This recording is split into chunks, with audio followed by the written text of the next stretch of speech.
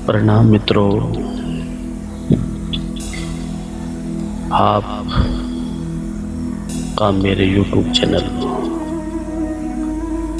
माँ भक्ति रस में हार्दिक स्वागत है। प्रिय मित्रों, कुछ नया कुछ अनूठा कर दिखाने की चाह अगर किसी व्यक्ति के नाम और सम्मान दिला सकती है तो वही झलक उसमें आत्मविश्वास और आत्मा की संतुष्टि का संचार भी कर सकती है। परंतु उसके लिए आवश्यकता है केवल यही सही सोच और सही राह की। इसी के मद्देनजर अपने एकत्रित संग्रह में से कुछ खास और चुनिंदा छोटी छोटी कहानियां आपके लिए प्रस्तुत करता हूं।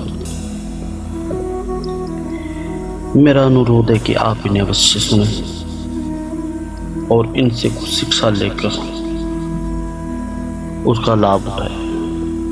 आशा है ये प्रेरणात्मक प्रसंग प्रेरणा स्रोत बनकर आपका मार्गदर्शन करेंगे और आपके जीवन को सफल बनाने में अवश्य सहायक सिद्ध होंगे।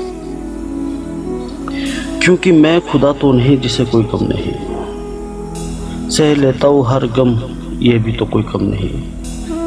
ठोकरें खाकर ही मिलती है मंजिलें, मेरी किस्मत छीन ले जो ये किसी में दम नहीं। आपका सहयोग ही मेरी गतिशीलता, प्रोत्साहन और सफलता का बीज मंत्र है। मैं आपका सदैव आभारी रहूंगा जो आप मेरा साथ दे रहे हैं। प्रिय मित्रों, आज मैं आपको चालाकी की एक छोटी सी कहानी सुनाऊंगा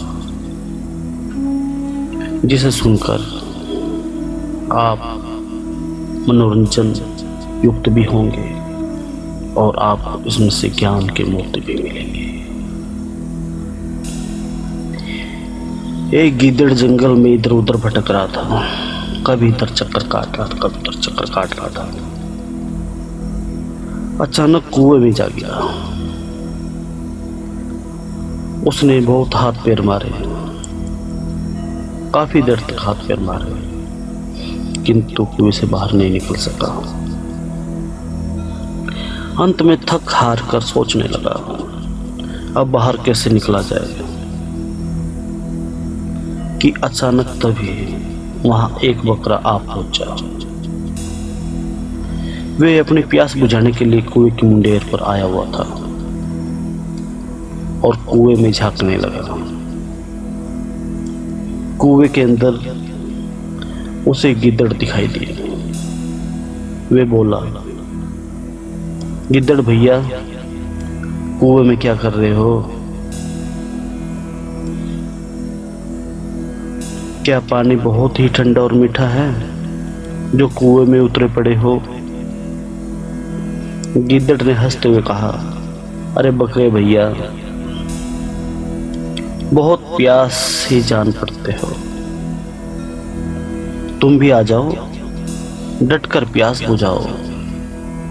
पानी शरबत की तरह एकदम मीठा है, बस पीते जाओ। पानी है भी खूब सारा, तुम्हारे जैसे 1000 बकरे भी पिए तो खत्म नहीं होगा। बकरे ने बिना सोचे समझे, बिना विचार किए ठंडे और मीठे पानी के लालच में आकर कुएं में छलांग लगा दी। गीदड़ तो यही चाहता था। वे तत्काल पहली छलांग में बकरे के सिर पर जा बैठा और दूसरी छलांग में कुएं से बाहर हो गया। बकरे ने घबराकर कहा, ये क्या गीदड़ भैया, तुम तो खुली हवा में पहुंच गए, अब हम कैसे बाहर निकलेंगे? गिद्दड़ ने जवाब दिया, अब तुम अपनी मूर्खता पर आंसू बहाओ। क्या तुम्हें जरा भी समझ नहीं आया? थोड़ी सी भी सूझबूझ से काम नहीं ले सकते थे? अगर तुम्हारे अंदर सूझबूझ होती तो इस विपत्ति में कैसे फंसते? क्यों फंसते इस विपत्ति में? मैं तो चला और गिद्दड़ उस बकरे को वहीं छोड़कर चला गया। तो मित्रों, कभी भी लालच में आकर अपनी जान ना गवाओ, ना कभी अपने आप को फंसाओ, क्योंकि आपको जो बुरा समय होता है आपको सुंदर औरत, प्रॉपर्टी, धन दौलत का मुखट्टा दिखाकर आपको फंसा लेता है, ताकि आप फंस जाओ और फिर आपको हानि पहुंचा सके।